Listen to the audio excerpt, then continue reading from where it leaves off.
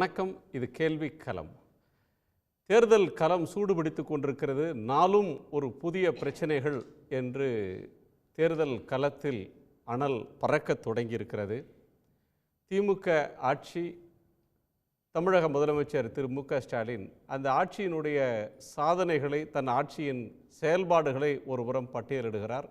எதிர் முனையில் பாஜக அரசின் தோல்விகள் என்று நரேந்திர மோடி அவர்கள் அரசின் மீதான குற்றச்சாட்டுகளை அடுக்குவதோடு அஇஅதிமுக பொதுச் செயலாளர் திரு எடப்பாடி பழனிசாமி அவர்களையும் அதிமுகவையும் அதன் செயல்பாடுகளையும் தொடர்ச்சியாக விமர்சித்து வரக்கூடிய போக்கை காண்கிறோம்.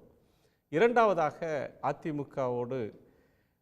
அதிமுகவினுடைய நட்சத்திர பேச்சாளராக, அதனுடைய தலைவராக வலம் வரக்கூடிய திரு எடப்பாடி பழனிசாமி அவர்கள் திமுக அரசின் தோல்விகளை, திமுக அரசின் தவறுகளை மிக விரிவாக அதற்கு அழுத்தம் தந்து தன்னுடைய பரப்புரையை நடத்தி கொண்டிருக்கிறார். இப்போது கடந்த சில நாட்களாக, ஓரிரு நாட்களாக பாஜக மீதான விமர்சனத்தையும் தொடர்ந்து செய்யக்கூடியதை பார்க்கிறோம். திமுக அதிமுக என்ற இரண்டு கட்சிகளையும், காங்கிரஸ் கூட்டணியையும் பாரதிய ஜனதா கட்சி விமர்சித்து கொண்டிருக்கிறது. மூன்றாவது அணியாக களம் காண்கிறது.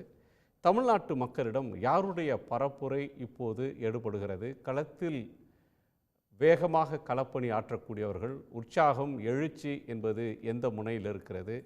கூட்டணி பலம், கூட்டணியினுடைய கெமிஸ்ட்ரி என்பது எதுவாக இருக்கிறது என்கிற பல கோணங்களையும் நாம் விவாதிக்கலாம். நம்மோடு சட்டமன்ற உறுப்பினர், விடுதலை சிறுத்தைகள் கட்சியினுடைய திரு ஆலூர் ஷானவாஸ், பாஜகவினுடைய செய்தி தொடர்பாளர் திரு குமரகுரு, அஇஅதிமுகவினுடைய செய்தி தொடர்பாளர் திரு ஜவஹர் அலி, அரசியல் விமர்சகர் திரு ரவீந்திரன் துரைசாமி, பத்திரிகையாளர் லக்ஷ்மி சுப்பிரமணியன் அவர்கள், அனைவருக்கும் என்னுடைய முதல் வணக்கத்தை தெரிவிச்சுக்கிறேன். திரு ரவீந்திரன் துரைசாமிகிட்டே தொடங்கணும். தேர்தல் காலம் தொடங்கும் போது ஒன்றாக இருக்கும், அதுக்கப்புறம் நிறைய ட்விஸ்ட் டர்ன்ஸ் அப்படி இருக்கும். ஆனாலும் ஒரு ப்ராட் ட்ரெண்ட் அப்படின்றது ஒரே போக்கிலையும் சில நேரத்தில் பயணிக்கிறத பார்க்குறோம். இப்போ திடீர்னு ஏதேனும் சூறாவளி வந்து பரப்புரையினுடைய திசையை மாற்றிடுச்சா? 10 நாட்கள் ஆகுது. இல்லை, அப்படி ஒன்றும் பெரிய சேஞ்சஸ் வரல. ஸ்டெப் பை ஸ்டெப்பாக தேர்தல் நெருங்கும் போது எடப்பாடி பழனிசாமி பாஜக விமர்சிப்பாருங்கிறது எதிர்பார்த்தது தான். அந்த வகையில் இவர் விமர்சிக்க ஆரம்பிக்கிறாரு. அதில் ஒரு சிக்கல் இருக்குது. என்னென்னா, அரசியல் களத்தில் ஒரு தலைவர் தன்னை பொசிஷன் பண்ணும்போது தன்னை விட ஒரு பெரிய தலைவருக்கு எதிராக பொசிஷன் பண்ணணும். அதுதான் ஜெயலலிதா அம்மையார் ஒரு நேஷ்னல் லீடராட்டு பாஜக பிரைமினிஸ்டர் கேண்டிடேட்டாக இருந்த மோடிக்கு எதிராக மோடியா லேடியான்னு கேட்டாப்புல. அதுபோல் 2019 மு.க. ஸ்டாலின், அன்றைய எதிர்க்கட்சி தலைவராக இருந்த மு.க. ஸ்டாலின் அவர்கள் எடப்பாடி பன்னீரையும் தனக்கு இணையான தலைவராக ஏற்றுக்கொள்ளாமல் மோடிக்கு எதிரான ஒரு அரசியல் நிலைப்பாட்டை எடுத்தாப்புல. இன்றைக்கும் அந்த மோடிக்கு எதிரான அரசியல் நிலைப்பாட்டை தான் திமுக கூட்டணி, அவங்களுக்கு trade and tested and benefit கிடைச்ச ஒரு ஸ்டாண்டு.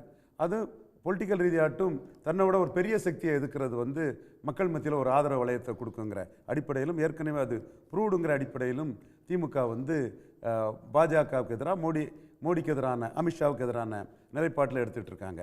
எடப்பாடி பழனிசாமிக்கு அதிமுக பாஜக கூட்டணியில் இருந்தவருங்கும் போது பாஜகவுக்கு எதிரான ஒரு நிலைப்பாடு எடுத்தால் தன்னோட ஸ்ட்ரக்சரை பாஜகவுக்கு இணையானதுன்னு காட்டுறது தன்னோட அளவு உயரத்தை குறைச்சி காட்டக்கூடிய ஒரு இமேஜ் மக்கள் மத்தியில் கிடைக்கும். ஸோ அதிமுக அங்கே கூட்டணியில் பெரிய கட்சியாக இருந்த கட்சி, பாஜக சிறிய மைனர் பார்ட்னராக இருந்த கட்சி. அந்த கட்சிக்கு எதிரான அரசியல் விமர்சனங்களை வச்சா இவரோட அளவு உயரங்கிறது குறையும். சரி, அது தமிழ்நாடு முழுக்க 4 முனை போட்டி, 5 முனை போட்டி அல்லது 3 முனை போட்டி அப்படின்னு பலவிதமான போட்டிகள் சொன்னாலும், ஆக்சுவலாக ஒரு முதல் இடத்துக்கும் 2வது இடத்துக்குமான போட்டி கடுமையாக இருப்பது அல்லது ஒரு நிஜமான ஒரு மும்முனை போட்டி இருப்பது அப்படின்றது ஒரு சிங்கிள் டிஜிட் கான்ஸ்டிடுவன்சியில் தான். குறிப்பாக தேனி, ராமநாதபுரம், திருநெல்வேலி, வேலூர், தருமபுரி, கோயம்புத்தூர், பொள்ளாச்சி, இப்படி விரல் விட்டு எண்ணக்கூடிய தொகுதியில் தான் ஒரு கடும் பலப்பரீட்சை அப்படின்ற ஒன்றையே பார்க்க முடியுதுன்னு ஊடகங்களில் போய் வரக்கூடிய பத்திரிகையாளர்கள், ஆய்வாளர்கள், சர்வே எடுக்கிறவங்க சொல்லக்கூடிய கருத்து வெளிப்படுது. நீங்கள் எப்படி அதை அவதானிக்கிறீங்க? நிச்சயமாக இது 100க்கு 100 உண்மையான கருத்தாக தான் நான் பார்க்குறேன். ஏன்னா நம்ம சொல்கிறது கிரெடிபிலிட்டியோட நாளைக்கு கரெக்டாக வரும்னு நினைக்கக்கூடியவங்கிற அடிப்படையில் வெற்றி பெற்ற அணி அதிகார பலத்தோடு இருக்கிறாங்க. கூடுதலாக எதிர்த்து போட்டியிட்ட கமலஹாசன் அந்த அணியில் சேர்ந்துருக்கிறாரு. ஸோ இவங்க அணி பலத்தோடையும் ஒரு கெமிஸ்ட்ரியோட இன்டாக்டாக இருக்கிறாங்க. அவங்க ஒரு ஆளும் மத்திய அரசை எதிர்க்கக்கூடிய அளவுக்கான ஒரு அணியாட்டு தொடர்ந்து அவங்க பயணிச்சுட்டு இருக்கிறாங்க. எதிரணி நீங்கள் எனக்கு மைனஸு, உங்களுக்கு நான் மைனஸுங்கிற அடிப்படையிலையும் அவங்களுக்குள்ள உள்ள தோல்வியில் எந்த அளவுக்கு ஷேரிங் பண்ணுறதில் உள்ள பிரச்சனையிலும் பிளவுபட்டு நிற்கிறாங்க. ஸோ ஒன்றா நின்றே ஒரு ஃபைட்டை கொடுக்க முடியாதவங்க பிளவுபட்டு நிற்கும்போது வந்து அந்த ஃபைட்டை கொடுக்க முடியாதுங்கிறதான் இயற்கையான ஒரு விஷயம். அதே வேளையில் நீங்கள் சொன்ன மாதிரி சில குறிப்பிட்ட தொகுதிகளில் வந்து அந்த ஃபைட்டு இருக்குது. அது பொலிட்டிக்கல் போலரைசேஷன் எந்த அளவுக்கு வருதுங்கிறத மையமாக வச்சு தான் சொல்ல முடியும். வேட்பாளரை மையமாக வச்சும், வேட்பாளருடைய சமூக பின்புலத்தை மையமாக வச்சும், வேட்பாளருடைய பணபலத்தை மையமாக வச்சும் அந்த இடத்துல வந்து செல்வாக்கு உயர்றதும் கூடுறதும் இருக்கு. ரிலீஜியஸ் போலரைசேஷன் வரணும் அல்லது காஸ்ட் வைஸ் போலரைசேஷன் வரணும். அந்த போலரைசேஷன் ஹெவியாக வந்தால் தான் அந்த இடங்களில் வந்து ஒரு மாற்று இது வரதுக்கான வாய்ப்பு உண்டு. குறிப்பாக 2014 அதிகார பலத்தோட ஜெயலலிதா அம்மையார் மோடியா லேடியான்னு கேட்டு 144 போட்டு அன்னைக்கு போலீஸை வச்சு 200 ரூபா கொடுத்து ஒரு தேர்தலை நடத்தின போது பெரிய வெற்றி தான். அது அதிகார பலத்தை எல்லாரும் பயன்படுத்துவாங்க, ஜெயலலிதா அம்மையாரும் பயன்படுத்தினாங்க. அன்னைக்கு உள்ள சூழ்நிலையில் 2 தொகுதிகள் மட்டும் மாறிச்சு. இந்துத்துவா பிளாங்கில் கன்னியாகுமரி தொகுதியில் ஸ்ட்ராங்காக நின்று அந்த அதிகார பலத்தை எதிர்த்து பாஜக நின்றுது. மதிமுக தேமுதிக கூட இருந்தாங்க. அதே மாதிரி தர்மபுரியில் அன்புமணி தலைமையில் பாமகவினர் அதில் எதிர்த்து நின்னாங்க. அப்கோர்ஸ் அங்கே தேமுதிக விஜயகாந்தோட ஒரு கான்ட்ரிபியூஷன் அன்னைக்கு இருந்தது. அந்த 2 தொகுதியும் வந்து ஒரு மாறுபட்ட ஒரு ரிசல்ட்டை 39க்கு கொடுத்தது. அதே மாதிரி சில தொகுதிகளில் இன்னைக்கு போலரைசேஷனும் ஸ்ட்ராங் கேண்டிடேட்டும் சில குறிப்பிட்ட தொகுதிகள் தவிர வேறு இடங்களில் கடும் போட்டின்ற கருத்தே இல்லைன்றீங்க? கண்டிப்பாக இல்லை. அப்படித்தானா லட்சுமி?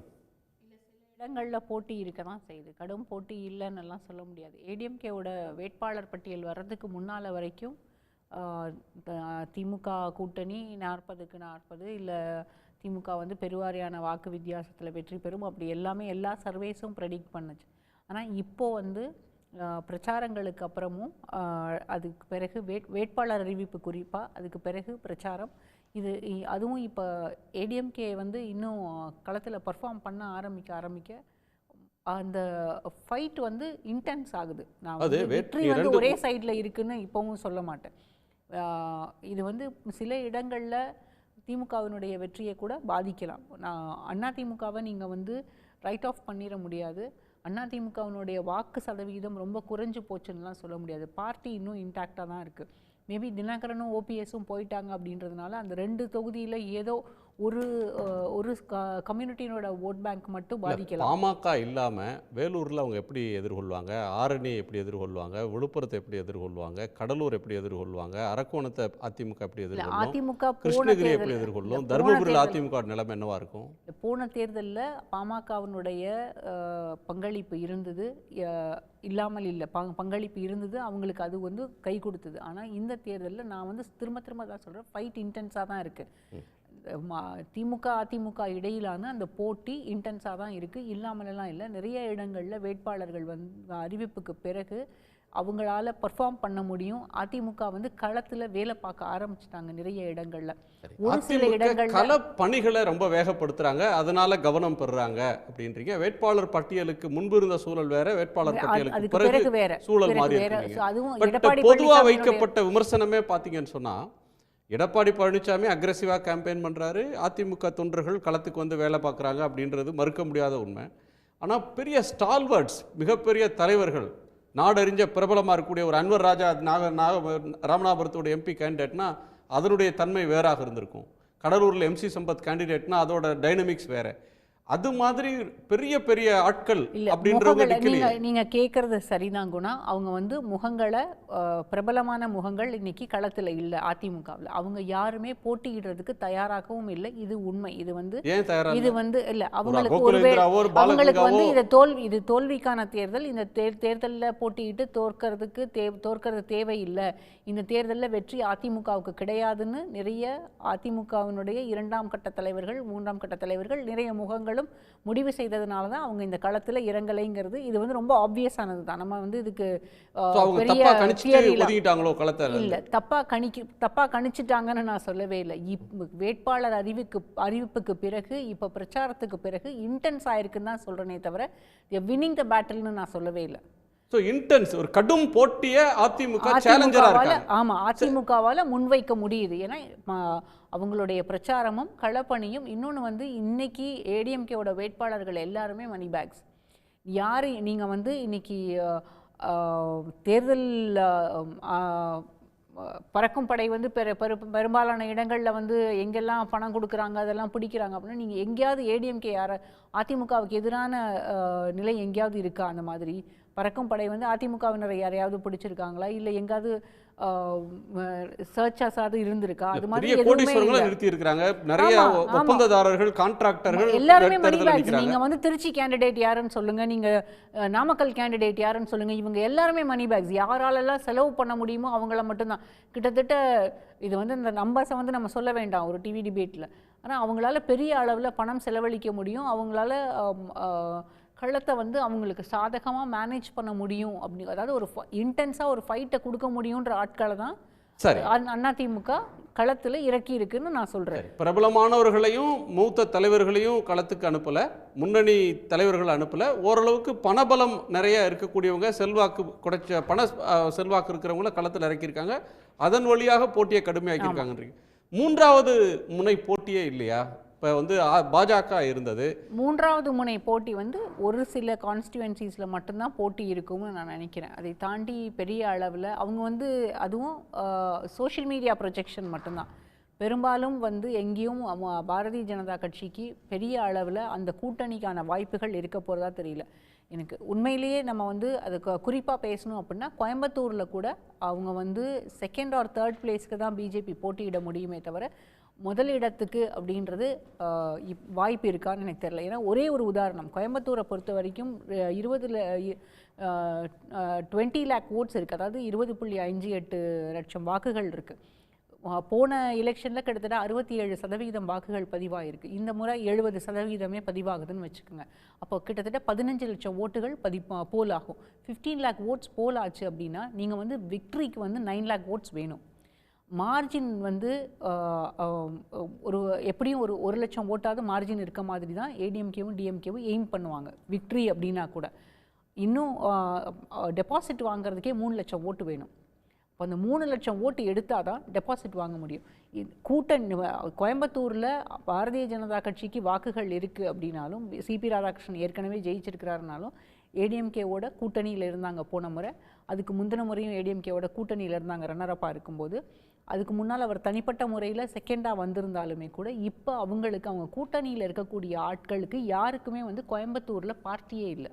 சரி, நீங்கள் பாமகவை எடுத்துக்குங்க, அமமுகவுக்கு மட்டும் அங்கே கொஞ்சம் ஆட்கள் இருக்காங்க. இன்னும் மற்ற கான்ஸ்டியூவன்சிஸ்லாம் நீங்கள் பாருங்கள், நீங்கள் வந்து பாமகவையே வந்து பாமகவினுடைய ஸ்டார் கேண்டிடேட்டாக இருக்கக்கூடிய சௌமியா அன்புமணி இன்னைக்கு தர்மபுரியில் இருக்காங்க. தர்மபுரியில் அவங்களால ஒரு இன்டென்ஸ் ஃபைட்டை கொடுக்க முடியும். பட் வந்து விக்ட்ரி அப்படிங்கிறது பாமகவினுடைய வாக்குகள் மட்டும்தான். அங்கே பாரதிய ஜனதா கட்சிக்கு ஒரு இன்டென்ஸான ஃபைட் தர்மபுரியில் அவங்க கொடுக்குற கடும் போட்டியை கூட கோயம்புத்தூரில் கொடுக்க மாட்டாங்கன்றீங்களா? முடியாது, அவங்களால முடியாது. ஏன்னா அவங்களுக்கு அங்கே வந்து பெரிய அளவில் பலம் கிடையாது. தேனியில் அவங்களால பலமான ஒரு ஃபைட்டை கொடுக்க முடியும். ஏன்னா அவருக்கு அது வந்து ஹோம் கான்ஸ்டியூவன்சி. ஏற்கனவே அங்கேருந்து வந்தவர், அங்கே இருக்கக்கூடிய அதிமுகவினர் எல்லாருமே அவர் கூட பெரும்பாலும் இருக்காங்க. தேனியில் அவரால் ஒரு ஃபைட்டை கொடுக்க முடியும்.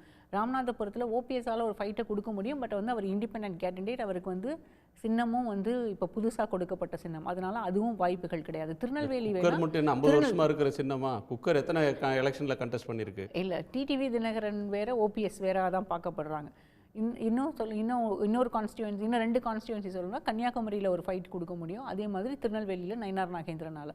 மற்றபடி நீங்கள் பாரதிய ஜனதா கட்சியால் பெரிய அளவில் அவங்களால களத்தில் ஃபைட் பண்ணக்கூடிய அளவுக்கு அவங்களுக்கு அணி பலம் கிடையாது. அதை தான் நான் சொல்கிறேன். ஒவ்வொரு லார்ஜ்லி ஒரு இருமுனை போட்டி தான். அங்கங்கே ஸ்பொராடிக்காக 3வது அணியை சேர்ந்தவங்க 2வது இடத்துக்கு வர முயற்சி பண்ணலான்னு சொல்கிறீங்க திரு குரு. இந்த எலெக்ஷன் ஆரம்பிக்கும் போது இருந்த ட்ரெண்டு வேறுங்க. இப்போ எல்லோரும் என்ன சொன்னாங்கன்னா மிகப்பெரிய கூட்டணி, சுமூகமான கூட்டணி, அதாவது சைலண்ட்டாக எல்லாத்தையும் அழகாக கூட்டணி முடிச்சிட்டாங்க. ஸ்டாலின் அவர்கள் மாதிரி ஒரு ராஜதந்திரி கிடையாது, அது இங்கே பாருங்கள் இன்னும் முடியல அப்படிலாம் விமர்சனங்கள் வந்தது.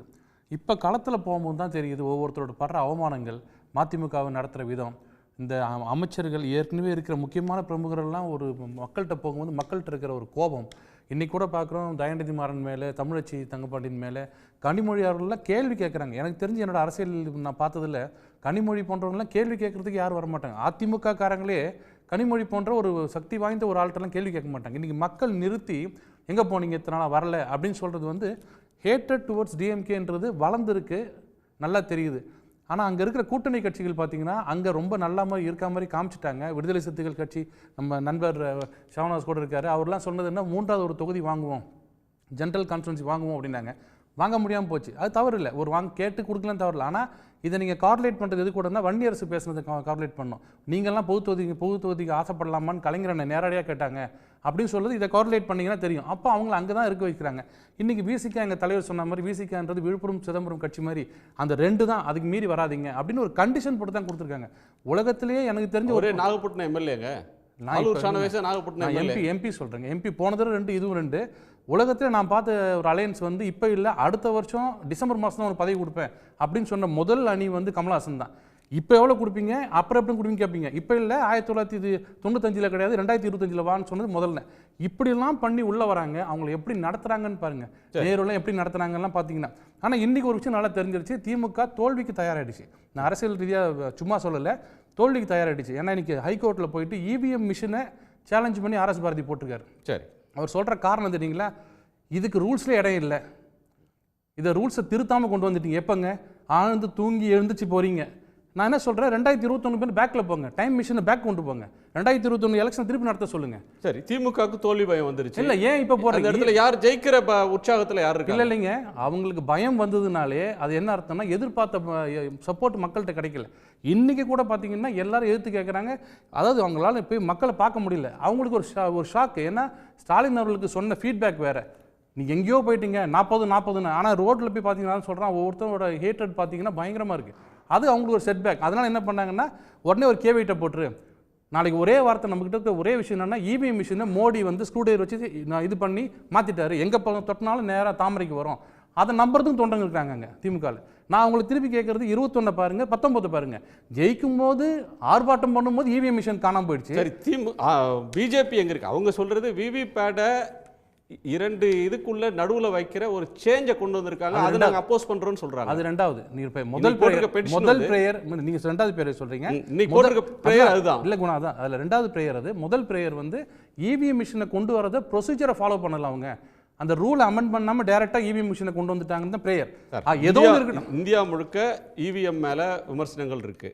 இவிஎம் ஏத்துக்கிறவங்க கூட வாக்குப்பதிவு எந்திரத்தோட சேர்த்து அங்கே ஒரு அத்தாட்சி படிவம் வருது, அதையும் எண்ணி டேலி பண்ணணும், அதை பண்ணிட்டு அறிவிங்கன்னு சொல்ற கோரிக்கையை பல கட்சிகள் முன்வைக்கிறாங்க.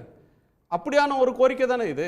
அது 2019 ஸ்கிப் பண்ணி 21 ஜம்ப் பண்ணி வரீங்க. அப்ப சொல்லிருக்கீங்க, கேட்டுட்டு தான் இருக்கு. இல்ல அப்ப என்ன சொல்லிருக்கீங்கன்னா இது தப்பு, சேர்த்து என்ன ஒப்புகை சீட்டையும் சேர்த்து என்னணும் அப்படின்ற ஒரு கோரிக்கை பல கட்சிகள் சொல்லி அது இன்னைக்கு ஒத்துக்கிறாங்க, யாரும் இல்லைன்னு சொல்லல. இவிஎம் மிஷினை வேண்டான்னு சொல்றது தவறு.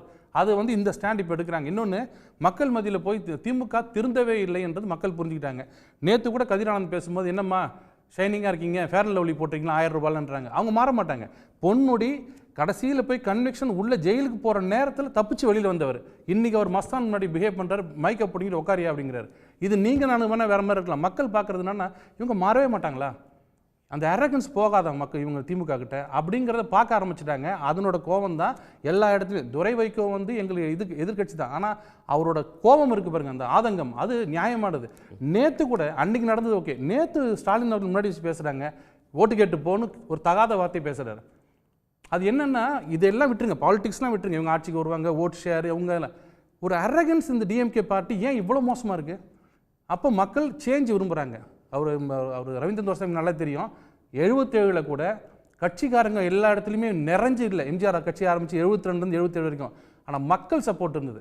மக்கள் தானாக வெளியில் வந்து இந்த திமுக இருக்கக்கூடாது, கலைஞர் இருக்கக்கூடாது, நாங்கள் எம்ஜிஆர் வேணும்னு கேட்டாங்கல்ல, அந்த மாற்றம் மக்கள்கிட்ட வந்திருக்கு. இன்றைக்கி அந்த மாற்றம் மக்கள்கிட்ட நீங்கள் அண்ணாமலைன்றவர் பார்க்கல, எதையும் பார்க்கல, அவங்க பார்க்குறதெல்லாம் மாற்றம். ஏதோ இவங்க நல்லா பேசுகிறாரு, இவர் வந்தால் நல்லா இருக்குமோ, ஒரு மாற்றம் பண்ணி பார்க்கலாம். ஜனங்கள்ட்ட என்னென்னா, ஏன் இவங்க 2 பேரும் ஆளணுமா, ஒரு சேஞ்ச் பண்ணி பார்க்கலாமே, என்ன ஆகிட போகுது. களத்தில் எங்கே இருக்கீங்க? 40 தொகுதியில் நீங்கள் அது களத்தில் எங்கே இருக்குதுன்னு ஜூன் 4 தான் சொல்ல முடியும். நீங்கள் என்ன சொன்னாலும் நீங்கள் சொல்லுங்கள், எங்கே இருக்கீங்க, நீங்கள் எங்கே இருக்கீங்க கேட்டால் லென்ஸ் வச்சு காட்ட முடியாதுங்க, இருக்கிறோம். அதனால தான் இன்றைக்கி 2014 ஒரு ஞாபகப்படுத்துகிறேன். 2014 ஒரு அலையன்ஸ் ஃபார்ம் பண்ணி நிற்கும் போது இந்த அளவுக்கு தாக்கம் வரலையே. மோடி திருப்பியும் பிரைம் மினிஸ்டர் முதல்ல நிற்கிறாரு, மோடியா லேடியான்னு பேசும்போது கூட 2 பேர் தான் ஃபைட்டுனாங்க, திமுக அதிமுக அப்படின்னாங்க. திடீர்னு 2 சீட் வந்தது இல்லை அதில். ஏங்க 2014 வந்து ஒரு எந்த கணக்குலையுமே சேர்க்க முடியாத ஒரு தேர்தலுங்க.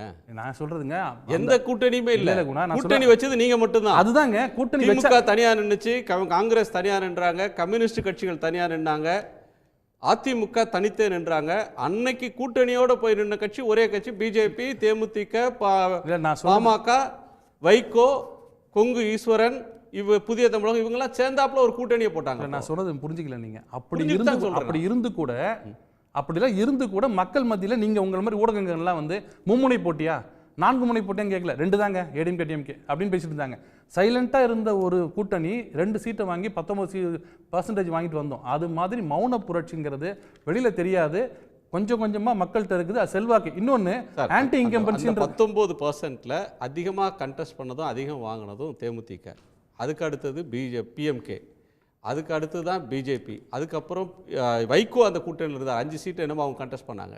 இல்லை சரி, உங்க திருப்திக்காக 19ல் 1% எங்களுது, மற்ற 18 மற்றவங்களுக்கு வச்சுப்போம். அதுக்கு அந்த விஷயத்துக்கு அதுக்காக நான் போல பேசுவோம். நான் ஃபேக்ட்ஸ் தான் சொல்றேன், யாருக்கும் தெரியாது. உள்ள போந்து யார் பார்த்தது பாக்ஸ் உள்ள யாருக்கு எவ்வளவு இருக்குன்னு? அது இல்ல பாக்ஸ்ல இல்ல 19ன்னு சொல்றதுக்கு பிரேக்கப் இருக்கு. நான் சொல்றேன், அவர்ட்ட கேளுங்க, ரவீந்திரன் துரைசாமி சொல்லுவாரு. இன்னும் வச்சு தானே கொடுத்தோம், அது யார் ஓட்டு தெரியுமா உங்களுக்கு? ஆமா சார், சின்னத்துக்கு தான் சொல்றேன். சின்னத்துக்கு தான், பலத்தின் அடிப்படையில் தான் சீட்டு, பலத்தின் அடிப்படையில் தான் சார் ஒரு கட்சிக்கு சீட் ஒதுக்குறீங்க. 5 இடத்துல நின்று நீங்க ஜான் பாண்டியனுக்கு 12 சீட் கொடுப்பீங்களா?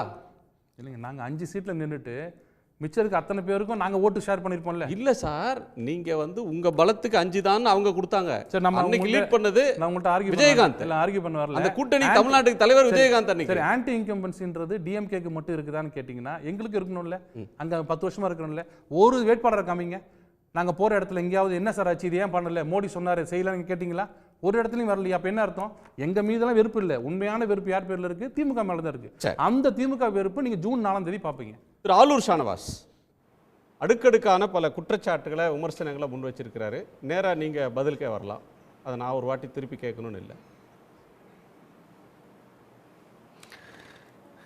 களம் வந்து தெளிவாக இருக்குது. பாஜக தன்னுடைய விருப்பத்திற்காக பேசி கொண்டிருக்கிறார்கள். களத்தில் எங்கேயுமே அவங்க இல்லை, அதுதான் உண்மை. கோவையிலேயே மோடி வந்த ரோட் ஷோவுடைய நிலைமை என்னன்னு நம்ம பார்த்தோம். பள்ளி குழந்தைகளை கொண்டு வந்து விட்டு அந்த பள்ளிக்கூடத்துக்கும் பிரச்சனை ஏற்படுத்தினதை தவிர இவங்களால் எதையும் சாதிக்க முடியல. அங்கே வந்து இவங்களுக்கு மிகப்பெரிய இருப்பு இருக்குது. 25 ஆண்டுகளுக்கு முன்னாலே எம்பி தொகுதியை நாங்கள் வந்து எம்பி ஜெயிச்ச இடம், இப்போ 2 எம்எல்ஏ வச்சுருக்கிற இடம், அண்ணாமலை கொங்குக்காரர் தான், எல்முருகன் கொங்குக்காரர் தான், சிபி ராதாகிருஷ்ணன் கொங்கு மண்டலத்தை சார்ந்தவர் தான், அப்படி இப்படின்னு இவங்க சொல்லக்கூடிய இடத்தில் இவர்களுடைய மோடியை கொண்டு வந்து தெருவில் இறக்கி விட்டாங்க. கடைசியில் முச்சந்தியில் விட்டுட்டு போயிட்டாங்க. அந்த அளவுக்கு அங்கே அந்த ரோட் ஷோ படு தோல்வியை சந்தித்தது. இப்போ சென்னைக்கு வர்றாங்க.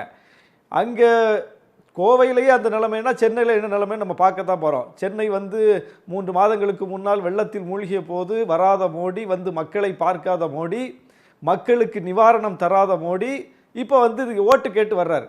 அப்போது மக்களை முதல்ல சந்திக்கணும்ல.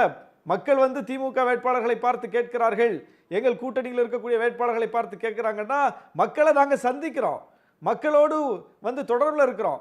மக்கள் எங்கள்கிட்ட தான் குறைய சொல்லுவாங்க. நீங்கள் எங்கே சந்திக்கிறீங்க? நீங்கள் பத்திரிகையாளரை சந்திக்கிறது கிடையாது, மக்களை சந்திக்கிறது கிடையாது. மக்களிடமிருந்து அந்நியப்பட்டிருக்கிற ஒரு கட்சி, மக்களுடைய எந்த கோரிக்கையை நிறைவேற்றாத கட்சி, உங்கள்கிட்ட வந்து என்னத்தை கேட்கறதுக்கு இருக்கு? நீங்கள் பார்த்தா கேட்கலாம், ஆனால் நாங்கள் மக்களோடு பயணிக்கிறோம். ஒரு திட்டத்தை கொண்டு வந்து மக்களுக்கு செயல்படுத்தி இருக்கிறாங்க, அதில் யாராவது விடுபட்டு போனால் கேட்பாங்க. நீங்கள் 15 லட்சம் தர்றேன்னு சொல்லிட்டு கொடுக்காத ஒரு கட்சிகிட்ட போய் என்ன கேட்கறது? கொடுக்குற கட்சிகிட்ட தான் கேட்பாங்க. 1000 ரூபா பக்கத்து வீட்டுக்கு வந்திருக்கு, என் வீட்டுக்கு வரல அப்படின்னு வராதவங்க கேட்பாங்க. முதலமைச்சரை பார்த்து ஒரு பெண்மணி நேரடியாக கேட்கக்கூடிய அளவுக்கு ஒரு ஜனநாயகம் இருக்குது. உங்களை மோடியை பார்த்து யாராவது இப்படி கேட்க முடியுமா? கேட்டால் என்ன ஆகும்? நீங்கள் வந்து ஏதோ ஒரு நோட்டீஸ் விட்டாலே அந்த அதிகாரியை தூக்கிடுறீங்க. அப்போ மக்களுக்கு நிலைமை என்ன ஆகும்? உங்களை சந்தித்து, மோடியை சந்தித்து ஒரு குறையை ஒருவர் சொன்னார். இந்தியாவில் எங்கேயோ இல்லாமல் மோடி பயணம் பண்ணுறாரு, ஒரு இடத்துல காட்டுங்க பார்ப்போம். ஆனால் முதலமைச்சர் ரோட்டில் இறங்கி போகிறாரு, ஒரு திட்டம் நடைமுறைப்படுத்தப்பட்டிருக்கிறது, அந்த திட்டம் கிடைக்காத ஒரு பெண்மணி முறையிடுறார். உடனே அந்த பெண்மணியுடைய கோரிக்கையை ஏற்றுக்கொண்டு அது சரி செய்யப்படுகிறது. இதுதான் ஜனநாயகம். எனவே இது மக்கள்கிட்ட எடுபடும்.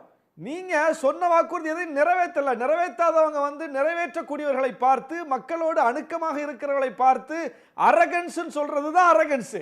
நீங்க எப்படி நடத்துறீங்க? நீதிமன்றத்துக்கு கட்டுப்படுறீங்களா? எங்கேயாவது நீதிமன்றத்துக்கு கட்டுப்படாம இன்னைக்கு திமுக நடந்துட்டு இருக்காங்களா? நாங்க நடந்துகிட்டு இருக்கோமா? எங்கேயாவது ஒரு காட்சி சொல்லுங்க. உங்க ஆளுநர் எதுக்காவது சட்டத்துக்கு கட்டுப்படுறாரா? நீதிமன்றத்துக்கு கட்டுப்படுறாரா? நீங்க நீதிமன்றத்துக்கு கட்டுப்படுறீங்களா? எஸ்பிஐ விஷயத்துல என்ன நடந்துச்சு? இன்னைக்கு மோடி என்ன சொல்றாரு? நாங்க தான் வந்து வெளிப்படைத்தன்மைக்காக தேர்தல் பத்திரங்களை கொண்டு வந்தோம்னாரு. மக்கள் வந்து தெரிஞ்சுக்கிறதுக்கு வாய்ப்பு இருக்குன்னு இன்னைக்கு சொல்றாரு.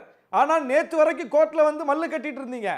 இது கொடுக்க முடியாதுன்னு எஸ்பிஐ சொல்லுச்சு. எஸ்பிஐ யாருடைய கட்டுப்பாட்டில் இருக்கு? எஸ்பிஐ எப்படி அப்படி சொல்லுச்சு? ஒன்றிய அரசுடைய பிரதிநிதிகளுடைய கருத்து என்ன அதுல? அப்போ ஒரு விஷயத்தை வந்து மறைத்து ஒழித்து தப்பிக்க நினைத்தீர்கள், மாட்டிக்கிட்டீங்க. எல்லா விஷயத்திலும் இப்படித்தான் மாட்டிக்கிட்டு அம்பலப்பட்டு இன்னைக்கு ஒவ்வொன்றையும் வந்து சந்தி சிரித்துக் கொண்டிருக்கிறீர்கள். இன்னைக்கு வந்து பட்ஜெட் பிரச்சனை எடுத்தீங்க. தேசிய அரசியல் அப்படின்ற ஒன்று இன்னொரு நாள் பேசலாம். நம்ம தமிழ்நாட்டு அரசியல் களத்துக்கே திரும்ப வரலாம். தேர்தல் களம், தேர்தல் நிலவரத்துக்கே வரலாம். ரவீந்திரன் துரைசாமி வந்து போட்டி இருக்கலாம், சில தொகுதிகளில் கடும் போட்டி கூட இருக்கலாம், குறிப்பிட்ட சில தொகுதிகளில் போட்டி இருக்கலாம். ஆனால் அவங்க எதிரணி வெற்றி கோட்டை தொடர்றது கஷ்டம் அப்படின்னு சொல்கிறாங்க. லக்ஷ்மி முன்வைச்ச கருத்து, அதிமுகவை நீங்கள் அவ்வளோ எளிதாக புறந்தள்ளி விட முடியாது, அதனுடைய தொண்டர்கள் வீறு கொண்டு எழுந்து இன்னைக்கு களத்துக்கு வந்திருக்காங்க, அதனால் பல தொகுதிகளில் எளிதாக வெற்றி பெறும்ன்ற தொகுதியெல்லாம் கூட ஒரு கடுமையான போட்டியை உருவாக்க முடிஞ்சிருக்கு அப்படின்ற கோணத்தை சொல்கிறாங்க. குமரகுரு சொல்லக்கூடியது திமுக ஆட்சியின் மீது மக்கள்கிட்ட எதிர்ப்பு இருக்குது, அது வெளிப்படுது, மோடி ஆட்சிக்கு எதிர்ப்பே இல்லை அப்படின்னு சொல்கிறார். அதுதான் நான் சொல்கிறேன். தூத்துக்குடி மக்களும் நெல்லை மக்களும் சென்னை மக்களும் நிவாரணம் கொடுத்த திமுக மேலே கரிச்சு கொட்டுறாங்க. நிவாரணமே கொடுக்க மாட்டேன்னு சொல்லக்கூடிய அந்த நிவாரணத்தை கூட கொச்சைப்படுத்தக்கூடிய பாஜகவை வரவேற்று ஆற தழுவுறாங்களா? ஏதாவது லாஜிக் இருக்கா? அப்போ இந்த ஆட்சியின் மேலே கரிச்சு கொட்டுறாங்க. 10 வருஷமா நாங்கள் ஆட்சி நடத்துகிறோம், எங்கள் மேலே வெறுப்பே இல்லை, ஆதரவு தான் இருக்குன்னா இது என்ன பேச்சு? அது எப்படி எடுத்துக்க முடியும்? அதுக்கு கிரவுண்ட் ரியாலிட்டி அப்படி இருக்கா? இல்லை, அவர் மாற்றி சொல்லிக்கிட்டு இருக்காரு. பிஜேபிக்கு மேலே மக்கள் ஆத்திரத்தோடு இருக்கிறார்கள், எங்களுடைய கூட்டணியை மக்கள் வரவேற்கிறார்கள், அதுதான் உண்மை. அப்புறம் அதிமுக மேலெழுந்து வந்திருக்குது. அதிமுக ஒன்று இப்போ வானத்திலிருந்து பொத்துக்கிட்டு வரல ஆதரவு. அதிமுகவுக்கு இருக்குது அந்த ஆதரவு. அதிமுக தமிழ்நாட்டில் வந்து நெடுங்காலம் ஆட்சி செய்த கட்சி, தமிழ்நாட்டினுடைய மிகப்பெரிய கட்சி. அந்த கட்சியினுடைய தன்மையை உணரவில்லை என்பதுதான் அந்த கட்சிக்கு இவ்வளவு நாளா நம்ம சொல்லிக்கிட்டு இருந்த விமர்சனமே. நீங்க வந்து உங்களுடைய வலிமையை உணராமல் இருக்கிறீர்கள். நீங்க போய் பிஜேபி வாசல்ல நிக்கிறீங்க, நீங்க ஏன் போய் கமலாலய வாசல்ல காத்து கிடக்குறீங்க? உங்களுக்குன்னு ஒரு தன்மை இருக்குது, நீங்க களத்துக்கு போங்க, நீங்க நில்லுங்க என்று நாம சொன்னோம். அது இன்றைக்கு நடந்திருக்கிறது. அதனால் அந்த கட்சி தோழர்கள் உற்சாகமா இருக்காங்க, அந்த கட்சி தொண்டர்கள் கொண்டாடுறாங்க. இது அவர்களே சொன்னது. பிஜேபி விட்டுட்டு வாங்கன்னு வெளியே இருந்து நாம சொல்லல, அந்த கட்சிக்குள் இருந்துட்டு ஒவ்வொரு தலைவரும் சொன்னார்கள். ஏதோ ஒரு தொண்டை சோசியல் மீடியாவில் எழுந்தது கிடையாது. தம்பிதுரை சொன்னார், சிவி சண்முகம் சொன்னார், ஒவ்வொருத்தரும் சொன்னாங்க. யார் சொல்லல? பிஜேபியை பற்றி அதிமுக ஏதாவது கருத்து சொல்லாத எதிர்க்காத தலைவர்கள் ஒருத்தர் உண்டா? கூட்டணியில் இருக்கும் போதே வெளியே வந்து குமரி கொண்டிருந்தார்கள். எனவே அது இன்னைக்கு உடஞ்ச உடனே அவங்க கொண்டாடுறாங்க. இப்பதான் நம்ம களத்துக்கு போக முடியுது அப்படின்னு ஒவ்வொரு இடத்துலையும் போய் மக்கள்கிட்ட அவங்க பேசுறாங்க. இப்பதான் நாங்க ஃப்ரீயா இருக்கோம், இப்பதான் சுதந்திரமா இருக்கோம், இப்பதான் வந்து எங்களை விட்டு ஒரு பீடை ஒளிந்ததே என்கிற ஒரு மகிழ்ச்சியோட இருக்கிறோம் அப்படின்னு ஒவ்வொரு கேம்பெயின்ல இன்னைக்கு பேசிட்டு இருக்காங்க பாருங்க. அந்த வீடியோ வெளியே வந்துகிட்டு இருக்கு. அப்ப இது அந்த கட்சியின் கட்டமைப்பு, ஏற்கனவே இருக்கிற கட்டமைப்பை அவர்கள் மீண்டும் இப்போது தக்க வைத்துக் கொண்டார்கள் வேணா சொல்லலாம். எனவே திமுக வெர்சஸ் அதிமுக தானே தமிழ்நாடு இருந்தது, இப்போ இருக்கும், அதுல ஒன்றும் வியப்பு இல்லையா? எனவே அதிமுக தன்னுடைய வாக்குகளை தக்க வைத்துக் கொள்ளும். திமுக கூட்டணி ஒரு பலம் வாய்ந்த கூட்டணி, மிகப்பெரிய கூட்டணி, அது மிகப்பெரிய வெற்றியை பெறும். இந்த ரெண்டுக்கு நடுவில் பிஜேபிக்கு எப்பவுமே இருப்பு கிடையாது. அது அதிமுகவின் மேல் சவாரி செய்து கொண்டு தான் வளர்ந்ததாக காட்டிக் கொண்டிருந்தது. அது இப்போது அம்பலப்பட்டிருக்கிறது. எனவே பிஜேபி எங்கே இருக்கிறது என்பதுதான் கேள்வியை தவிர திமுக கூட்டணி களத்தில் இருக்கிறது, அதிமுக கூட்டணி களத்தில் இருக்கிறது, பாஜக தான் இல்லை, அதுதான் உண்மை. அதாவது ஷானவாஸ் எப்பவுமே பொறுப்பாக அழகாக பேசுவார், நல்ல நண்பர் தான். இன்னைக்கு இவ்வளோ பதட்டப்பட்டு அநாகரிகமான வார்த்தையை பயன்படுத்தும் போதே தெரியுது ஷானவாஸ் அவர்கள் எவ்வளோ பதட்டமாக இருக்கீங்கன்னு.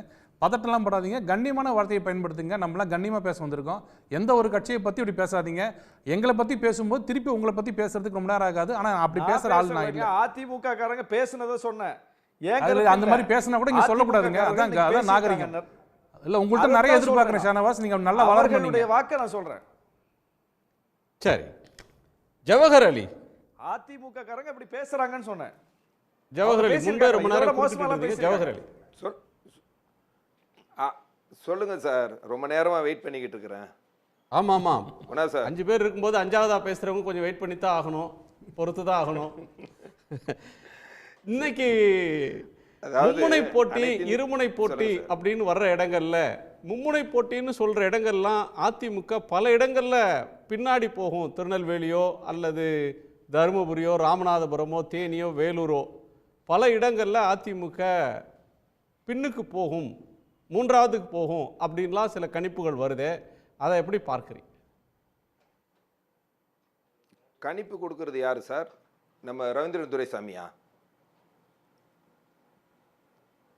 அவரை போல பலர், அவரும் சொல்றார், அவரை போல பலர் சொல்றாங்க. அதான் நம்ம ஈரோடு கிழக்குல சொன்னல கடும் போட்டின்னு களத்துல அதிமுக தான் இன்னைக்கு முன்னணி முதல்ல இருக்குது. மற்ற கட்சிகள்னா ரெண்டாவது மூன்றாவது இடத்துல தான் இருக்காங்க. நீங்க ஒரு விஷயத்தை சொன்னீங்க முன்னாடி மேடத்துக்கிட்ட பேசும்போது, இந்த பிஎம்கே கட்சி இல்லாம பாமக கட்சி இல்லாம இப்படி அதிமுக எதிர்கொள்ளும் இந்த பல தொகுதிகளை குறிப்பிட்டு சொன்னீங்க. 2014 தனிச்சு போட்டிட்டு தானே சார் மாபெரும் வெற்றி பெற்ற கட்சி அதிமுக. அதே போல பெரிய முக்கியமான வேட்பாளர்கள் இல்லைன்னு சொன்னீங்க. நீங்கள் 2014 அதிமுக சார்பில் போட்டியிடும் போது எல்லா வேட்பாளர்களும் புதுமுக வேட்பாளர்கள் தான். அதுக்கப்புறம் 2019 அண்ணன் கேபி கட்சியினுடைய பொதுச் செயலாளர் இருக்கிற துணை பொதுச் செயலாளர் இருக்கக்கூடிய கேபி முனுசாமி எல்லாம் போட்டியிட்டாரு, தோத்து தான் போனாருங்க. இப்போ கூட நீங்கள் அதற்கு பிறகு நீங்கள் இப்போ பிஜேபிலையும் நீங்கள் திமுகவை எடுத்துங்க. 2014 டிஆர் பாலுலேருந்து தயாநிதி மாறலேருந்து பல முக்கிய தலைவர்கள் எல்லாம் தோத்து போன வரலாறு இருக்கா இல்லையா? ஏன் தமிழிசை சவுந்தரராஜன், அண்ணாமலை, இன்னும் முருகன் எல்லா பிரபலமானவர்கள், பொன் ராதாகிருஷ்ணன் இவங்கெல்லாம் தோத்து போனாங்களா இல்லையா? அதனால் நீங்கள் வேட்பாளரை வைத்து மட்டுமே தேர்தல் களம் அமையுதில்லை. தேர்தல் களத்தை பொறுத்த வரைக்கும் இன்னைக்கு கள நிலவரம் எப்படி இருக்குதுங்கிறது தான் முக்கியம். எங்களை பொறுத்த வரைக்கும் தமிழ்நாடு காப்போம், தமிழர் உரிமையை மீட்போம் என்ற அடிப்படையில் இந்த ஒற்றை விரலால் ஓங்கி அடிப்போம் என்ற நிலைப்பாட்டில் இந்த தேர்தல் களத்தை எங்கள் பொதுச் செயலாளர் நாகரிகமான குற்றச்சாட்டுக்களோடு அணுகிறாரு. ஆனால் திராவிட முன்னேற்ற கழகத்தில் என்னன்னா அநாகரிகமான வார்த்தைகளை பயன்படுத்தி இதுக்கு எங்களுடைய பொதுச் செயலாளர் சொன்ன குற்றச்சாட்டுக்கு எதுவுமே பதில் சொல்றதில்ல. 3 வருடமா நீங்க என்ன சாதனை செஞ்சீங்க? 520 பொய்யான வாக்குறுதிகளை கொடுத்து ஆட்சிக்கு வந்த நீங்க, மக்களை ஆசை காட்டி ஆட்சிக்கு வந்த நீங்க கொடுத்த வாக்குறுதி எதுவுமே நிறைவேற்றலன்னு பட்டிய போடுறாரு. எந்தெந்த வாக்குறுதி நிறைவேற்றல, நீட்டு நீங்க நிறைவேற்றல. இன்னும் சொல்லப்போலாம் ஒரு மாநில அரசாங்கத்தால் முடியக்கூடிய ஒரு விஷயம் என்ன, 10% நீட்டுக்கு நாங்கள் கொடுப்போம் அப்படி சொன்னீங்க. அதாவது அரசு பள்ளி மாணவர்களுக்கு அதை கூட செய்யல அப்படின்னு கேட்கிறாரு. இன்னும் சொன்னா கல்வி கடனை ரத்து செய்வோம்னு சொல்றீங்க, நகை கடனை ரத்து செய்வோம்னு சொன்னீங்க, முஸ்லிம் கைதிகளை விடுதலை செய்வோம்னு சொன்னீங்க. இதை விட என்னடா, இன்னைக்கு முதலமைச்சர் வேலூர்ல பேசுறார் சார். அந்த வேலூர்ல பேசும்போது முஸ்லிம்களுக்கு ஏன்னா அவர்களுடைய பேச்சில் பயமும் பதட்டமும் எனக்கு நல்லாவே தெரிஞ்சது. முஸ்லிம்கள் வாக்கு எங்கடா போயிடுமோ, பாரதிய ஜனதா கட்சி கூட்டணியிலிருந்து அதிமுக விலகியதுக்கு பிறகு முஸ்லிம்கள் வாக்கு போயிடும் அந்த பதட்டத்தில் அதை செஞ்சேன் இதை செஞ்சேன்னு சொல்றாரு. நான் நேரடியான சவால் விடுறேன். இங்க ஷானவாஸ் கூட இருக்கிறார். முஸ்லிம்களுக்கு அதிமுக செய்த சாதனைகளை விட திராவிட முன்னேற்ற கழகம் எந்த சாதனையும் செய்யவில்லை என்று தான் சொல்றேன். முஸ்லிம் மக்களே வாக்கு வங்கியாகவே பயன்படுத்திட்டு வந்த கட்சி. இன்னும் சொல்லப்போனா அவர் நாகூர் அனிபாவை குறிப்பிட்டு பேசினார். நாகூர் அனிபாக்கு கடைசியில போய் ஒரு எம்பியும் கொடுக்கல, ஒரு எம்எல்ஏ நிக்க வச்சு தோக்கடிச்சதான் திமுக.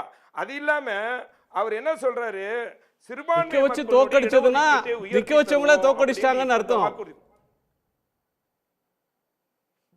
நாகூர் அனிபா ஏன் சார் அவருக்கு ஒரு பெரிய பொறுப்பு கொடுத்திருக்கலாமே சார்? கடைசி வரலையும் திமுக தொண்டராதான் வாழ்ந்து வரைஞ்சார். அவர் நிக்க வச்சு தோக்கடிச்சாங்களா? அன்வர் ராஜாவை நீங்க நிறுத்தி இருக்கலாமே, அன்வர் ராஜா நிறுத்தல. முஸ்லிம் ஒரு முஸ்லிம் வேட்பாளர் கூட நிறுத்தாத இத்தனை வேட்பாளரை நிறுத்திட்டு ஒரு முஸ்லிம் வேட்பாளரை கூட நிறுத்தல அதிமுகன்ற குற்றச்சாட்டு இருக்க. ஜவஹர் அலிக்கே வாய்ப்பு கொடுத்திருக்கலாம். ஜவஹர் அலியை நீங்களே ஒரு பாப்புலரான ஒரு ஃபிகர், உலகம் முழுக்க தெரிஞ்சவர், ஒரு பரிச்சயமான முகம், உங்களுக்கே வாய்ப்பு இல்லையா சார்? அதுல மாற்று கருத்து இல்ல. ஆனா கேட்கிறேன், அதிமுக சார்பில் ஒரு இரட்டை இலை சின்னத்தில் போட்டியிடக்கூடிய வேட்பாளர் திண்டுக்கல்ல போட்டியிடுறார். திமுக முஸ்லிம் வாக்குகளே பெற்று ஆட்சிக்கு வந்த திமுக ஒரு எஸ்டிபியா இருந்தாலும் இரட்டை இலை சின்னத்துல போட்டியிடுறார் சார். நீங்க திமுக சொந்த சின்னத்துல போட்டியிடுறாங்க, அதுவா பாயிண்ட்? திமுகவோட அதிக சீட்ல ஏடிஎம்கே நிக்குது. நீங்க திமுக குறை சொல்றீங்கன்னா ஏடிஎம்கே முஸ்லிம்களுக்கு எத்தனை சீட் கொடுத்திருக்கு சார் உதயசூரியன் சின்னத்துல இந்த தேர்தலில் யாராவது போட்டிடுறாங்களா? எம்பி தேர்தலில் இல்ல. கூட்டணி கட்சி சார்பில் யாராவது போட்டிடுறாங்களா? யாருமே இல்ல. நான் தான் சொல்றேன், முஸ்லிம்களின் பாதுகாவலர் நவாஸ்கனி உதயசூரியன் சின்னத்துல போட்டிட்டா வேணாம்னாங்க திமுக சொல்ல போறாங்க. நான் கேட்கிறேன் பாய் நவாஸ்கனி வந்து ஜவஹர் அலி சார், நவாஸ்கனி வந்து நான் உதயசூரியன் சின்னத்துல போட்டிடுறேன்னு சொன்னா அவங்க வேணாம்னா சொல்ல போறாங்க. நாங்க அகில இந்திய கட்சி முஸ்லீம் லீக் எங்களுக்கு ஒரு அடையாளம் இருக்கு, நாங்க சொந்த சின்னத்துல நிப்போம் அவங்க சொல்றாங்க. அப்படி சொன்னா என்ன சொல்லுவீங்க? சொந்த சின்னத்தில் நிற்பதற்கு கூட முஸ்லிம்களை மறுத்து அவங்களையும் உதயசூரியன்ல நிற்க சொல்லி கட்டாயப்படுத்தினாங்க, விமர்சிக்க மாட்டீங்களா? அது இல்ல. நீங்க திமுக கட்சியினுடைய உறுப்பினர்களுக்கு ஏன் சீட்டு கொடுக்கல, ஒரு முஸ்லிம்க்கு கொடுக்கல? நீங்க ஒண்ணு, நீங்க கடந்த 2021 தேர்தல்ல முஸ்லிம்களுடைய இடஒதுக்கீடு அதிமுக ஏன் தரலன்றது ஒரு பதில் சொல்லிட்டு அடுத்து திமுக கேளுங்க. இந்த கேள்வி நியாயமான கேள்வி சார். முஸ்லிம் பிரதிநிதித்துவம் பார்லிமெண்ட்ல குறைஞ்சிட்டு இருக்கு. முஸ்லிம்கள் மிக அதிகமாக வாழக்கூடிய உத்தரப்பிரதேசத்திலிருந்து எம்பிக்கள் இல்ல. ஏன்னா அதிகமான வெற்றியை பெறக்கூடிய பிஜேபி முஸ்லிம்களை நிறுத்துறதே இல்லை. அதனால பார்லிமெண்ட்ல வரிசையா பாத்தீங்கன்னு சொன்னா வரலாற்றிலே இல்லாத அளவுக்கு முஸ்லிம் ரெப்ரசன்டேஷன் குறைஞ்சிருக்கு. அது கவலையோடு அணுக வேண்டிய ஒரு விஷயம். திமுக ஒரு எம்பியை முஸ்லீம் நிறுத்தி இருக்கணுமானா கட்டாயம் நிறுத்தி இருக்கலாம், நிறுத்தி இருக்க வேண்டும். ஆனா அதிமுக ஏன் நிறுத்தலன்னு சொல்லிட்டு அதுக்கப்புறம் திமுக நீங்க கேள்வி கேட்டீங்கன்னா நியாயமா இருக்கும். சார் இப்போ நெல்லை முபாரக் வந்து போட்டியிடுறது அண்ணா திமுக உறுப்பினரா போட்டியிடுறாரா, நீங்க வேற கட்சியாளர் போட்டியிடுறாரா? ரெட்டையில சின்னத்துல போட்டியிடும் போது அவர் எப்படி போட்டியிட முடியும்? ரெட்டையில சின்னத்துல போட்டியிடும் போது எப்படி போட்டியிட முடியும் சார்? சரி sir, right sir. Sir sir ஒரு நிமிஷம் குணா சார், நான் ஒன்னொரு விஷயம் சொல்லிடுறேன் சார். குணா சார் 3.5% இடஒதுக்கீட்டை தருவேன்னு சொல்லிட்டு நீங்க சட்டமன்ற தேர்தலில் வாக்குறுதி கொடுத்தீங்க. அதை வந்து இப்ப மீண்டும் ஞாபகப்படுத்துறாரு. இந்த 3 வருஷமா ஏன் அதை செய்யல? இரண்டாவது வந்து சச்சார் கமிட்டி பரிந்துரைகளை நிறைவேற்றி தருவேன்ட்டு வாக்குறுதி கொடுத்தாங்க, அதை இது வரைக்கும் செய்யல. இன்னும் சொல்ல போனா சிஏஏ பத்தி அடிக்கடிக்கு முதலமைச்சர் சச்சார் கமிட்டி பரிந்துரையை வந்து ராஜேந்திர சச்சார் பரிந்துரையை நிறைவேற்ற வேண்டியது ஒன்றிய அரசு சார். ஒன்றிய அரசுல யூபிஏ கவர்மெண்ட்ல தான் போட்டாங்க. நீங்க வாக்குறுதி கொடுத்தீங்களா சார்? அவங்க கேட்டாங்க, கோரிக்கை வைக்கிற இடத்துல நிறைவேற்றுவாங்க. முடியல. திமுக அரசு தன் கையில் இருந்து செய்யாம போனா நீங்க குற்றம் சொல்லலாம். டெல்லியில ஏன் ஒன்றிய அரசு செய்யலன்றது டிஎம்கே ப்ளேம் பண்ண முடியுமா? சரி, நாம் தொடர்ந்து பேசலாம். மற்றவங்களுடைய கருத்தை கேட்டு ரவீந்திரன் துரை சார் அப்படின்ற ஒரு ஏரியாக்குள்ள வரோம். ஒரு பக்கம் தொடர்ந்து பேசலாம் சார். ஒரு பக்கம் முதலமைச்சரோட கேம்பெயின், அடுத்தது எடப்பாடி பழனிசாமி அவருடைய கேம்பெயின், அதுக்கப்புறம் கவனம் ஈர்க்கக்கூடிய கேம்பெயின் அப்படின்னு எதை பார்க்குறீங்க? இந்த கேம்பெயின்ல வெளிப்படுற உணர்வு அல்லது முன்வைக்கக்கூடிய விஷயங்களை எப்படி அவதானிக்க? கேம்பெயினில் நம்ம ஏற்கனவே முதல் சுற்றில் சொன்ன மாதிரி தான் திமுக வண்ணி கிளாரிட்டியோடு இருக்கிறாங்க. இப்போ தர்மபுரியில் எடுத்திருக்காங்கன்னா டாக்டர் ராமதாஸை வந்து பெரிய அளவுக்கு அவர் சமநீதிக்காக போராடியதெல்லாம் சொல்லிக்கிட்டு அவரோட அலையன்ஸு இது மட்டும் அதில் உள்ள முரண்பாடை மட்டும் சொல்லிட்டு போகிறாங்க. அது பிறகு பாஜக எதிர்ப்பை முடிச்சுக்கிட்டு அங்கே அவங்களோட இடத்துக்கு தக்கன கொங்கு வேளாளர்களை பிசி பட்டியலில் சேர்த்தது திமுக தலைவர் கருணாநிதின்னு சொல்லி அந்த வாக்குகளையும் மையமாக வச்சு ஒரு சிஸ்டமேட்டிக்காக தான் அவங்க பண்ணுறாங்க. மற்றபடி கடுமையான தாக்குதல் இல்லை. எடப்பாடி பழனிசாமிக்கு மேலே ஒரு தாக்குதல் நடத்துகிறாங்க. அது வந்து என்னதான் இருந்தாலும் ரொம்ப தூரத்தில் இருந்தாலும் கலைஞர் ஜெயலலிதா மாதிரி புரட்சி தலைவர் கலைஞர் மாதிரி இணையான தலைவர்கள்ங்கிற அந்தஸ்தில் எடப்பாடி பழனிசாமி இல்லைங்கிறது நான் தரவின் அடிப்படையில் கடந்த சமீப காலத்தில் தேர்தல் ஒரு முன்னாள் முதலமைச்சர் தமிழ்நாட்டை 4 வருஷம் ஆட்சி பண்ணவர். எஸ், அந்த அடிப்படையில் தூரத்தில் அவர் தான் இருக்காருங்கிற அடிப்படையில் அவரை தான் பிரதான எதிரியாக வைக்கிறாங்க ஒரு பாயிண்ட் ஆஃப் வியூவில். இன்னொரு பாயிண்ட் ஆஃப் வியூவில் எது லாபங்கும் போது தோற்று இருக்கக்கூடிய தொடர் தோல்வியில் இருக்கக்கூடிய ஒருத்தரை அதிகம் எதிர்க்கிறதுல லாபம் இல்லைங்கிற அடிப்படையில் இன்னும் மீண்டும் வெற்றி பெற்று 3வது முறையும் நெஹ்ருவின் சாதனையை வட இந்தியாவில் உள்ள வெற்றி மூலமாக முறியடிக்கக்கூடிய மோடியை அவங்க டார்கெட் பண்ணி பண்ணுறாங்க. மோடி எதிர்க்கிறதுனால இங்கே மோடி எதிர்ப்புங்கிற அந்த கிறிஸ்தவ முஸ்லீம் வாக்குகள் அவங்க எந்த கட்சியில் இருந்தாலும் மோடி எதிர்ப்புங்கிறதுல உறுதியாக இருக்கக்கூடிய மைனாரிட்டிஸ் வாக்குகள் வந்து திமுக பக்கம் கன்சாலிடேட் ஆகும். ஸோ அந்த அடிப்படையில் அது ப்ரூவ்ட் அண்ட் டெஸ்டடு பிரின்சிபல்கள் அடிப்படையில் அதை அவங்க செய்துட்ருக்குறாங்க. அதை நோக்கி எடப்பாடி நகர்றாருன்னா அதில் வந்து அவருக்கு இருதலை கொள்ளி எறும்பாக அந்த பக்கம் போகாமல் இந்த பக்கம் போகாத ஒரு தன்மை தான் இருக்குது. என்னோட சகோதரர் ஜவஹர் அலி எல்லா இடத்துலையும் கிறிஸ்டல் கிளியராக அதை அடிச்சிடுவார். அதில் எந்த ஒரு பிசுறும் இருக்காது. அவரோட கருத்து அதிமுக செய்தி தொடர்பாளர் கிறிஸ்டல் கிளியராக அவர் அதை தெளிவாக பேசுவார். பட் நீங்கள் ஷானவாஸ் கூட சொன்னார், பீடை ஒளிஞ்சிட்டு நாங்கள் நல்லா வந்துட்டோம் அப்படின்னு சொல்கிறதா சொன்னார். நான் ஷானவாஸுக்கே கேட்குறேன், மோடி 3வது முறை பிரதமர் ஆவார், 330 சீட்டு செய்வாருன்னு சொல்லும்போது அவங்களுக்கு பீடைன்னு தெரியலையா? டெல்லியில் சொன்னாங்களா இல்லையா? யார் சொன்னா? எடப்பாடி பழனிசாமி தானே சொன்னார். மோடியோட உலக சாதனையை பெரிய அளவில் புகழ்ந்து பேசுனது யார்? KP முனுசாமி தானே. ஐயா இன்னைக்கு மோடி பிரதமர்னு அந்த அணியை வந்திருக்கும்னா அவருக்கு மகன் கேண்டிடேட்டாக இருப்பார். அது இல்லை, தேராதுங்கிறனால யாரோ கேண்டிடேட் அங்கே, அவர் தான் அங்கே அதிமுக. எடப்பாடி பழனிசாமி இல்லை. கிருஷ்ணகிரி அந்த பகுதியில் KP முனுசாமி தான் அதிமுக. அவர் விடுறதான் கேண்டிடேட்டு. அந்த லெவலில் இன்னைக்கு அந்த அளவு புகழ்ந்தவர் வந்து இன்னைக்கு ஏன் அவரோட மகன் நிற்கல? அதே மாதிரி தம்பித்துறை மோடி எந்த அளவுக்கு பெரிய அளவு புகழ்ந்தார்? ஸோ இந்த மைனாரிட்டிஸுக்காக நாங்கள் பண்ணணும், இதுக்காக பண்ணுங்கிறதெல்லாம் இல்லை. அது அண்ணாமலை தலைவரானதுனாலையும் சீட்டு தேராலையும் தான் அந்த அணி உடஞ்சதே தவிர 5 சீட்டுக்கு மேலே தரமாட்டேன்னார். அந்த இடத்துல நான் எடப்பாடியை மதிக்கிறேன்னா அவர் take it or leave it offer தான் கொடுத்தாரு. தமிழிசை அம்மையார் அதை எடுத்துகிட்டு போனாங்க. அண்ணாமலை அதை எடுக்க முடியாதுன்னாரு, டபுள் டிஜிட்டில் வேணும்னார். ஸோ இதில் பிரின்சிபல் அடிப்படையில் பேசினாருன்னு ஷானவாஸ் சொல்கிறாருன்னா அவர் அவரையே ஏமாற்றிக்கிறாருன்னு அர்த்தம். சரி, அது கொள்கை அடிப்படையில் முரண் வந்து பிரியலைன்றீங்க. ஆனால் திரு குமரகுரு சொன்ன ஒரு பாயிண்ட் இருக்குது. அது ஒரு மக்கள் வந்து ஒரு மாற்றத்தை எதிர்பார்க்குறாங்க.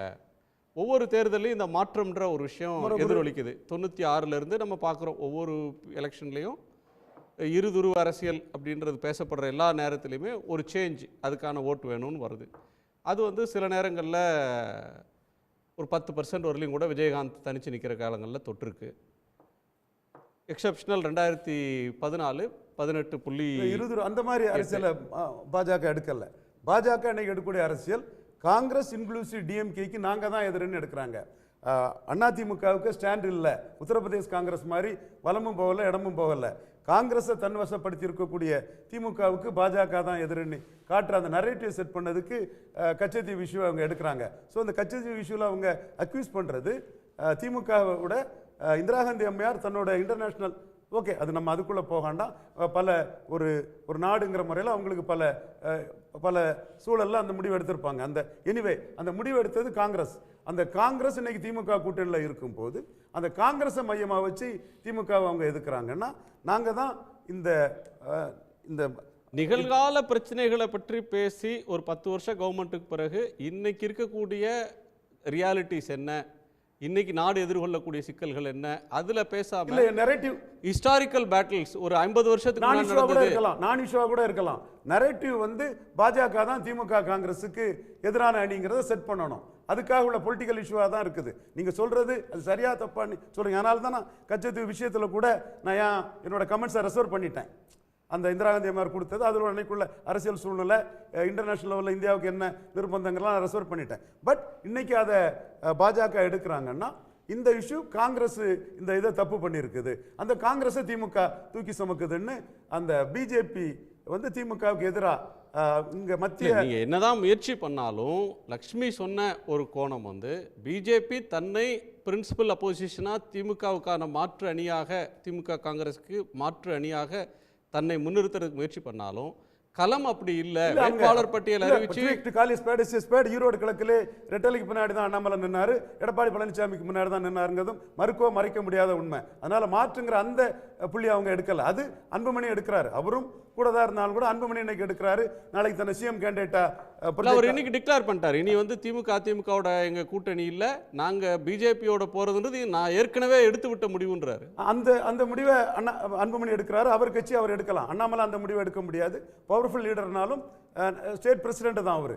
ஸோ பாஜகவோட நரேட்டிவ் வந்து தமிழ்நாட்டுக்குள்ள தாங்க வந்து கால் பதிக்கணுங்கிறதோட அந்த கிறிஸ்டின் முஸ்லீம் ஓட்டுக்காக எல்லாரும் தங்களை ஒரு தீண்டத்தகாத கட்சியாக மாற்றுறத நடத்துறதை வந்து முறியடிக்கணுங்கிறத அவங்க நோக்கம். அதில் இந்த இந்த ஆளுங்கட்சிக்கு எதிராக பவர்ஃபுல்லாக சில நடவடிக்கைகள் எடுக்கிறதுக்கு பாஜகவால் தான் முடியும், நாங்கள் தான் அந்த இஷ்யூஸை ரேக்கப் பண்ண முடியும்னு ரேக்கப் பண்ணுறாங்களே தவிர, மாற்றுன்னு சொன்னால் அவங்க ஈரோடு கிழக்கில் கூட அண்ணாமலை முயற்சி பண்ணார், அந்த கட்சி வந்து ரெட்டலை ஆதரிக்கக்கூடிய ஒரு சூழ்நிலை தானே ஏற்படுத்தினாங்க. ஸோ அவங்க ஆல் இண்டியா பொலிட்டிக்ஸுங்கிற இதுக்குள்ளே வராங்க. மோடிக்கு கடுமையான எதிர்ப்பு இருக்குது, ஆதரவு வளையமும் இருக்குது. இப்போ ஜவஹர் அலிக்கும் நமக்குள்ள வித்தியாசம் என்ன? ஜவஹர் அலி லட்சுமி மேடத்துக்கும் நமக்குள்ள வித்தியாசம் என்ன? அவங்க அதிமுகவை அசம்பிளி எலெக்ஷனாக பார்க்குறாங்க, நான் பார்லிமெண்ட் எலெக்ஷனாக பார்க்குறேன்.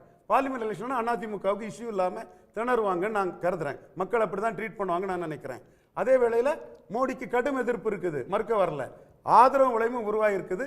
அந்த ஆதரவு வளையம் ஒரு வாக்கு வங்கி ஆனால் பாஜக தமிழ்நாட்டில் ஒரு பிளேயராக இருக்க முடியும். நிறைய டீப்பான விஷயங்களுக்குள்ளே போகிறாரு.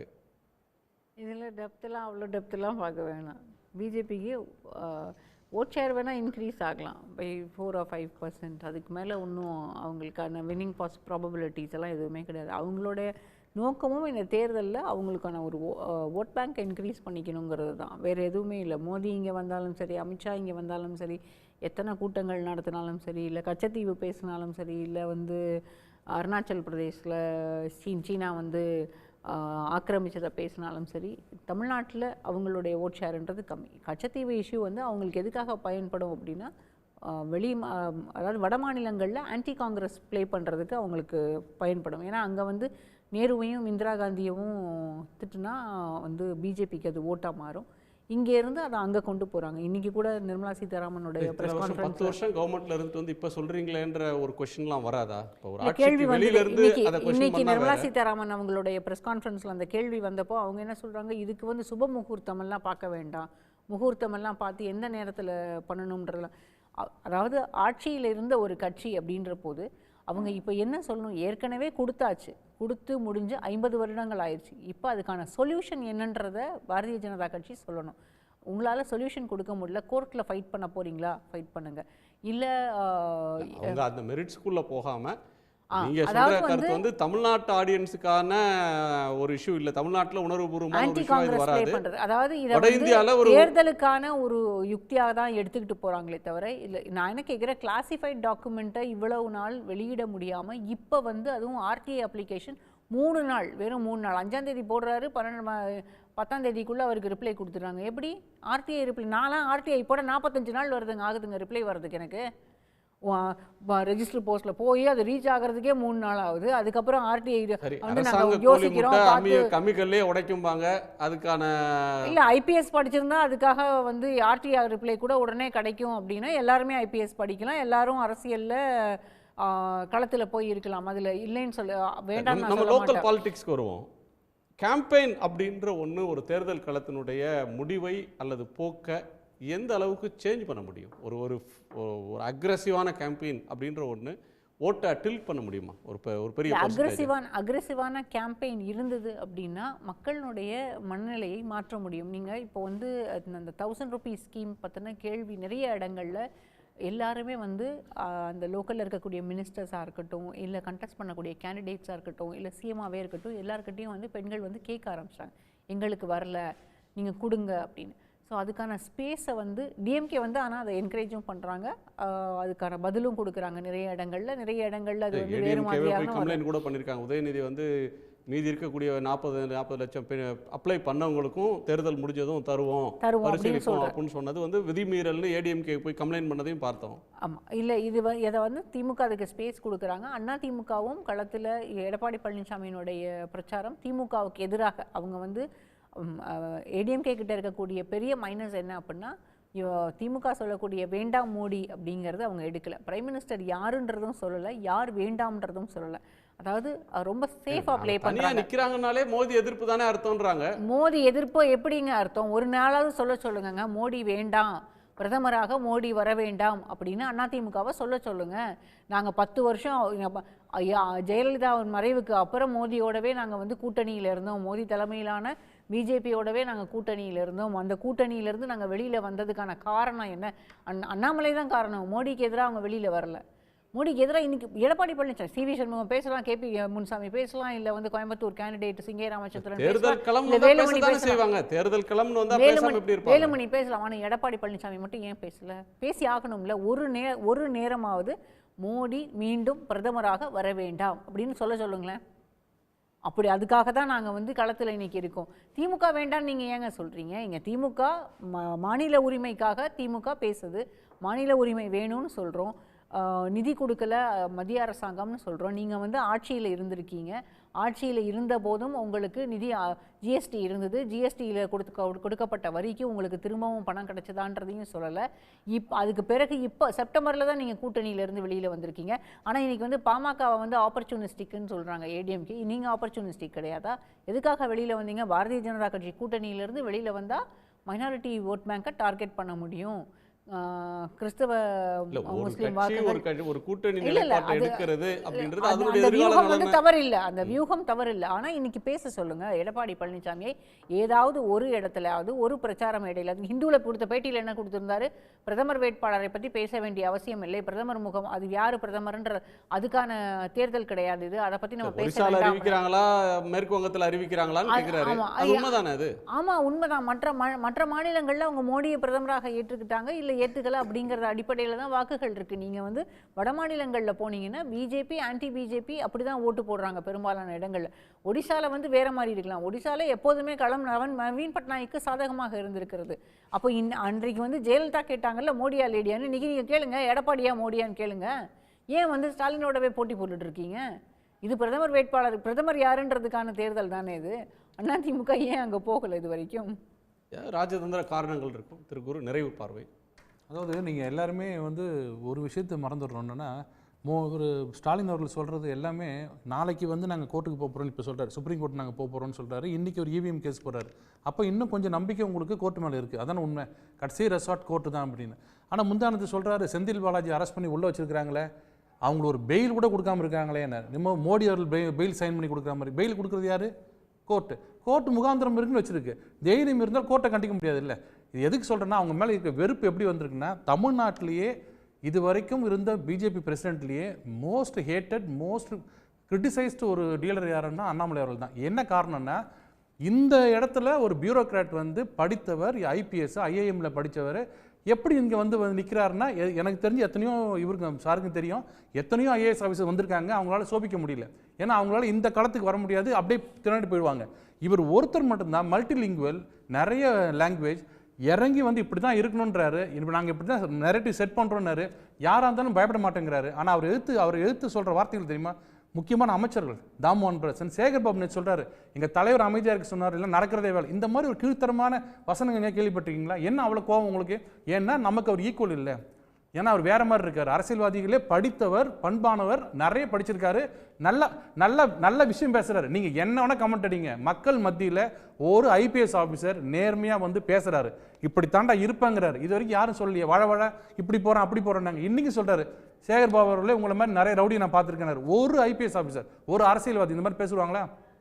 நான் வன்மையாக கண்டிக்கிறேன், கடிதம் எழுதுகிறேன், பிரதமருக்கு கடிதம், இப்படி தான் பார்த்துருக்கேன் இந்த அரசியல். இதான் முதல் தடவை இப்படி ஒரு அரசியல் வருது. அதை இளைஞர்களும் மற்றவங்களும் நியாயமாக பேசுகிறாங்க அப்படிங்கிறாங்க. ஏன்னா அவர் சாதாரண ஆளாக இருந்தால் ஏங்க இவ்வளோ விமர்சிக்கிறீங்க? இப்போ கூட நீங்கள் சிரிக்கிறீங்க, ஏன் அவர் அப்படியான்னு, ஏன் இவ்வளோ அவர் ஏன் அவரை பார்க்குறீங்க? அவர் சொல்கிறார், கோயம்புத்தூர் வந்து இறங்கினா அதிமுகவும் என் பேர் தான் சொல்லுது, திமுகவும் என் பேர் தான் சொல்லுது. ஏன் அந்த வார்த்தை? நெக்லிஜிபிள் தானே. பாஜக கட்சியே இல்லைங்க, அது ஏங்க நம்ம பார்க்கணும்? பிரதான கட்சி பார்த்துட்டு போகலான்னு சொல்ல வேண்டியது தானே. யார் மீது உங்களுக்கு விமர்சனங்கள் அதிகமாக வருதோ, கடுமையான விமர்சனங்கள், தாமோ அன்பு சொன்ன வார்த்தையை இங்கே சொல்ல முடியாது, அனிதா ராதாகிருஷ்ணன் சொன்ன வார்த்தையை இங்கே சொல்ல முடியாது. ஏன் அவ்வளோ கோவம் உங்களுக்கு? எடப்பாடி மேலே உங்களுக்கு இவ்வளோ கோவம் வரல, பண்டூடியார் மேலே கோவம் வரல, பொன்னையன் மேலே கோவம் வரல. ஏன்னா அவங்களும் ஈக்குவல்ஸ். ஆனால் அவன் நம்ம பங்காளி தான், நம்ம பார்த்துக்கலான்னு. ஆனால் இவரை நீங்கள் ஈக்குவலாக பார்க்க முடியாது. ஏன்னா மோஸ்ட் டேஞ்சரஸ் பர்சன் சொல்கிறாங்க ஸ்டாலின் இல்லை, இவர் தான். எங்கே இவர்கிட்ட கொடுத்து வேற மாதிரி களம் மாறிடுமோ, தமிழ்நாட்டோட அரசியல் சூழ்நிலையை, அந்த பொலிட்டிக்கல் கிளைமேட்டே மாற்றிடுவாரோ, அந்த பயம் தான் ஒரு அதிமுக தொண்டனுக்கும் ஒரு திமுக தொண்டனுக்கும் கடுமையான வார்த்தைகளை வர வைக்குது, நாகரிகமற்ற வார்த்தையை வர வைக்கிறது. அதுதான் அவங்க சொல்கிற மிகப்பெரிய ஒரு டேஞ்சரஸ் பர்சன். ஓகே, திரு ஷானவாஸ்.